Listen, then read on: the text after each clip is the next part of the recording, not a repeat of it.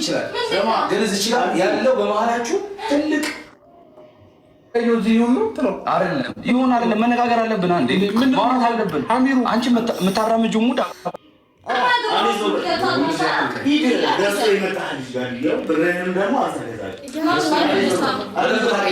ቪዲዮ kana maaliifan isinii qabadhee beektu waan tokko karraa barannu abdii guddaan qaba keessattuu ijoollee shamarranii maaliif jennaani nuti ofii keenyaaf kabaja laanne malee namni kabaja kan hin laanne eenyutu beekuu danda'a isinii galee ani yoo ofii koof kabaja ofii laadde namni kabaja na laachuu danda'a jechuudha garuu ani ofii koo bakkuma arge yoo naabbadhe bakkuma argetti yoo likiskise yookaan immoo akkuma nama argetti yoo nama jaalladhe akkuma namatti dhufetti nama sunirraa jaalalli yoo na qabe booddee isaa dhaqee miidhaa namarraan gahuu danda'a jechuudha. Egaa mucattiin kun ruutaan kun duras yeroo jalqabas Abirish kan akkuma kana itti boossee maal jettee jaalala keessa galteen waa hedduu wajjin dabarsaniiru. Haa ta'u malee har'a immoo egaa ilmi namaa wal loluu numa jira walitti bu'uu numa jira garuu immoo lola sun keessatti walitti bu'iinsa sun keessatti akkuma namni wal lolee araaramuu illee hin jira jechuudha. Kanaafi hireen rabbii yoo tokko nama taasisa ta'e abbuma argan faana likiskisuu yookaan immoo nama waanuma isa faana wal loltee fonne jechuun sirra jiraatu jechuudha. Nagaa koollee daganne ashama harka fuune akkam jirtu hordoftoota siifan gindoo bakka jirtanitti nageenyi faraarri waaqayyo isiniif haa baay'atu anaa dhufu bakka nagaan dhuftan isiniin jechuun jaalladha. Egaa viidiyoo kanaan har'a walitti deebinee jira jechuudha. Maaliif jennaani mucoo kanarraa waa hedduu akka baratan abdii guddaan qabaa jechuun bakka eenyummaa ofii dabarsanii namaaf kennuun baay'ee ulfaataadha. Eenyummaa ofii dabarsanii namaaf kennuun hin barbaachisu jechuudha. Maaliif jennaani nuti ilma namaati waan ta'eef jireenya jiraannu keessatti wanta kaleessa nu quunnamu irraati waa guddaa barachuu qabna fuuldura keenyatti immoo isa kaleessa nu quunname irraa gara fuulduraatti immoo wanta sun akka deebi'ee nu quunnamne wanti sun akkanatti dhumne irraa barachuu qabna jechuudha. Egaa haa ta'u mucaan kun kaleessa gaafa jammara isa faana jaalala eegaltee boosseetti maraattee jaalala waliin eegalaniiru. Haa ta'u yootuma waliin immoo jiraniiti maal wal lolan. Har'a erga walitti bu'anii saatii kanatti saatii ruuttaanitti nama faana bashannantuu osoo hin taane saatii itti daa'ima ishee guddifattudha teesseeti. Sababni isaayyuu gubaa kaleessa agarte waan ta'eef jireenya kaleessa agarte waan ta'eef kana miti qeerroo mitiiti abbumti manaa ishii innumti ishiin kaleessa oneette jechuudha. Har'a akka kana ishii godha waan ta'eef dhuguma amma namicha isa kanatu jireenya naaf ta'a jettee yaaddi yaadamu iyyuu kun isinii galee hin yaadamu tasumayyuu jechuudha. Dhugaa dubbachuudhaaf hin yaadamu wanta yaadamne maaliif jennaani mucattiin kun otoo teessee kabaja ishee eeggatte walitti buutee meebiraami erga walitti buutee otoo teessee kabaja ishee eeggatte bor akka nama tokkootti seeraan teessee heerumuu dandeessi. Dhugaa rabbii garuu immoo har'uma isa hababaa qabatee dhufe kana xal jettee har'uma isa gubbaa bu'uun hin barbaachisu. Of salphisuudha. Kun iddoo malee ta'uu laachuudha.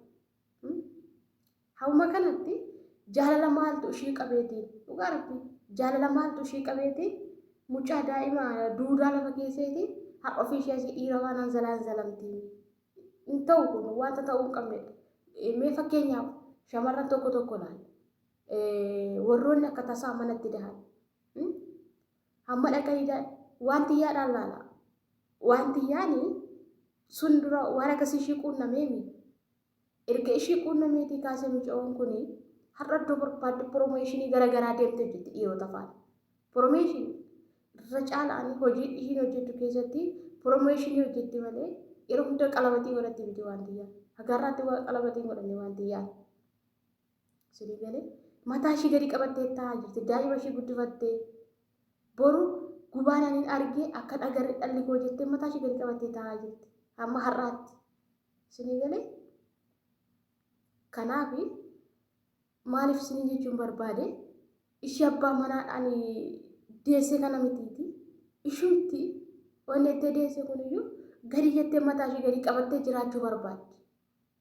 Kanaaf wanta kam keessattiyyuu bakka waan tokko nu quunname taana dabnee wanta sunti deebi'ee dagaagamoo osoo hin taane of qusachuun nurra jiraata bakka hamuma kan Egaa jaarsa kusuma dhufe. Isuma dhufe kana hawwa kanatti xaal jedhanii gubbaa bu'uun kun maalidha? Inni koo dhiira. Dhiirri wanta barbaade gochuu danda'a. Wanta barbaade. Hamma barbaade soo ta'e jechuudha. Dhugaa rabbisiin jedha. Dhiirri tasfaan miidhamu naante.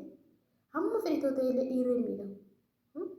Garuu kan miidhamu eenyu intaluma kana jaalala keessa namni waan biraa keessa galuu danda'a. Gaafa sunoo ammallee akka isheen daa'ima ishee kana teessee guddifanii taasisuu danda'a jechuudha. Namichi har'a itti dhufee kun dhuguma waaqaa siin jedhaani.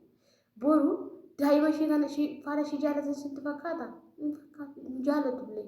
Maaliif garuu har'a bakka yookaan namni kun jireenya isaatti fooyyeffachuuf gara isheetti dhufee ta'a. Yookaan dhuguma jaalala dhugaa isheedhaaf qabaatee gara isheetti dhufuu jechuu danda'a. Hin beekamu. Kanaaf bakka hamma fedhellee osoo ta'e nuti shamarran of kabachiisuu qabna. Isinii galee inda'u sa'aatii kanatti sa'aatiitti dhiira faana akka kanaa taatu osoo hin taane amma qomaan barbaade gaafa inni ta'e gaafa quufee irraa galuutti jettee teessee ilaaluu qabdiin malee bakka abbaa barbaade faana inni zalaan zalameef abbaa barbaade faana zalaan zalamuu qabdu isinii galee wanna fedhellee osoo ta'e jechuudha. Maaliif kuni ofumatti of salphisuu maatii ofii salphisuu dhugaa waaqayyoo isinii jedhaani malee dubartiin tokko deessee otoo ji'a lama guutiin daa'ima achi ciibsitee dhiira faana akkana ta'u darbasuma maqaa Yesuus dhugaa waaqa wanta akkasii hin barbaachisuuni wanna fedhellee osoo ta'e hin barbaachisu wanta akkasii bakka wanna fedhe osoo ta'e maaliif dhiirri akkuma dura isin jedhe hamma barbaade osoo ta'e illee dhiirri miidhamuu kan dandeenye beekuu qaba.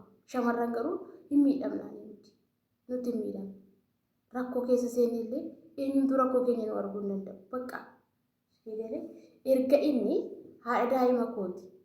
Daa'ima koo qabdee jirti jedhee erga sammuu isaa yaadee dubartii faana akka fedhe yoo ta'e ishee maal tokko ishee godhaanii teessee daa'ima ishee guddifattu teessee mucaa ishee wanni jettu amma mucaa aadaa ciibsitee asii immoo dhiira faana akka fedhe ta'u wanta kun barbaachisu dhugaa rabbi safuu gatuudha kun of salphisuudha kun isinii galee kun of salphisuudha malee gaarummaa hojjechuu miti garuu akka isheetti isa aarsuudhaaf bakka kana gochuu dandeessini. Amma fedhee ta'e illee jechuudha.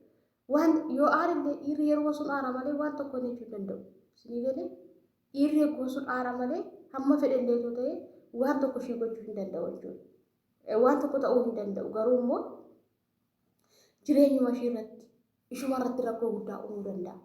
Ishuma mataa ishee irratti rakkoo guddaa uumuu danda'a.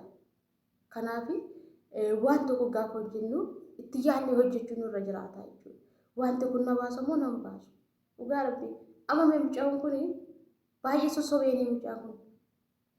Amma inni gara heermiillaa kanatti deebi'uusaa maalifidha? Bakka amma raacii barbaadaa waan jiruuf malee heermiillaa kana jaalatee wajjin taa'aa miti.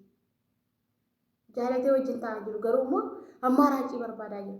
Osoo mucaan kun bakka akkuma dura araaramanii teessee waliin jiraattee raattee wani isinii galee kanaaf hamma fedhe soo ta'e jechuudha jireenya jiraannu keessatti dhiirri yookaan abbaa manaan keenya baalagee ta'ee fi nuti illee isa duukaa baalagee ta'uu qabu. Isinii galee hamma fedhe soo ta'e isa duukaa baalagee ta'uu qabu. Bakka maaliif jennaani dhiirri waan tokko illee miidhamu. Dhiirri waan tokko akka miidhamne beekuu qabnaani. Kana keessatti eenyudha miidhamaa? Unumataa keenya. Sababni isaayyuu tokkoon daa'imni keenya kun abbaa hormaatiin nyaaramaa abbaa hormaatiin ilaalamaa guddata. Dhugaa rabbi isinii jedhamee mucaan kun hin dhufe malee dhaqee ishee dubbise ishee yonnee malee mucaa kana jaallateera hin jaallanne. Sababni isaayyuu mucuma kanayyuu ijaa hin agarre mucaan kun. Mucuma kanayyuu ijaa hin agarre. Otoo dhuguma haadhaa fi daa'ima waliin jaallateera ta'e akkamitti daa'ima yeroo tokko arguu dadhabaanii? Akkamitti yeroo tokko daa'ima arguu dhabee garuu immoo haadha jaallate jaallachuun isaas waa lamaaf yookaan faayidaa mataa isaatiin ittiin dhufee yuutuubeera ta'uudhaafidha yookaan immoo jireenyuma ishee xacaawwatuuf malee bor dhuguma rabbii gaa'ila isheedhaan ta'u. Amma fedhe soo ta'e illee too balleessee illee abbuma manaa ofii wayya abbuma daa'ima ofii wayya maaliif tokko daa'imni kun gaafa isheen mucaa kun jabaachaa gaafa deeme gaafa isheen dhiira gandaa faana gaafa haati ofii dhiira gandaa faana kana taatu maala saayikoo mucaa kana hin miidhama. Lammaffaan immoo mucaa humti kunillee ishiin asii akkana taatu taanaan mucaan kun seeraan guddachuusaa carraa inni qabu dhiphaadhaani. Mucaan kun seeraan guddachuusaa carraa inni qabu dhiphaadhaani. Sababni isaayyuu ishiin asitti dhiira faana gawadaa keessaa asii zalamti taanaan achi mucaan kun osoo kufee miidhame har'a ishuu harti rakkoo ta'anii jechuudha. Isinii galee deebi'ee immoo borummoo maalidha kan biraa immoo daa'imni kun abbaa ormaatiin nyaaramaanii bakka. Amma koo mucaan kun otoo walitti deebi'anii mucaan kun mucaa kana iyyuu ilaalee jireenya keessa jiru dhiisuu danda'a. Dargaggummaa waan akkas godhuufu wanta keessa jiru hundumaayyuu gatuu danda'a. Dhugaa rabbi isinii jedha. Gatuu danda'ani. Garuu immoo yoo ishiin akkuma kanaatti itti fufte ta'e immoo akkuma kanaatti fufa jireenya isaa bakka. Kanaaf abbaan manaa ofii hamaa hojjetee fi dubartiin duukaa abbaa manaa ishii duukaa hamaa hojjette taanaan badiidhanii kun gara biddaatti isaan geessa. Bakka abbaan manaa abidda yoo ta'e haati manaa immoo bishaan taate qabbaneessuu qabdiini dhiisuu qabdiini. Yoo inni jecha lama dubbate jecha tokko dubbattee dhiisuu qabdiini. Isinii galee malee akka kanaatti itti fufa yoo ta'e jireenyichi akkuma amma mul'atu kanatti itti fufa yoo ta'e isaan lamaan uumaa ta'uu danda'an. Garuu immoo daa'ima gidduutti dhalate suntu rakkoo irra uumamuu danda'a. Daa'imni tokko foolii abbaan barbaada. Foolii haadhaan barbaada. Amma daa'imni kun osoo gara abbaan kun fudhate ta'es hin miidhamu. Maaliif haadha ormaatiin. Haati asii akkana taate daa'imni immoo haadha ormaatiin miidhama. Otoo immoo abbaan ormaas immoo fudhata ta'e abbaan asii akkana ta'a abbaa ormaatiin mucaan kun hin miidhamaani. Isinii galee kun immoo dhaqee rakkoosaa inni irratti ba'aa ta'a. Abbichuma irratti ba'aa ta'a. Lana garuu isaan ammallee homaa tokko ta'ani. Garuu immoo daa'ima suntu miidhamaa. Isinii galee daa'imni suni saayikoo daa'imaatiif gaarii miti kun. Jireenya daa'imaatiif gaarii miti kun. Dhugaa rabbii isinii jedha. Baay'ee ulfaataadha. Kanaaf waan hojjennu keessatti waan tokko beekuu qabna. Gaafa gara waan tokkotti seennu dursa na baasa moo nan baasu wanti kun jennee yaaduu qabna.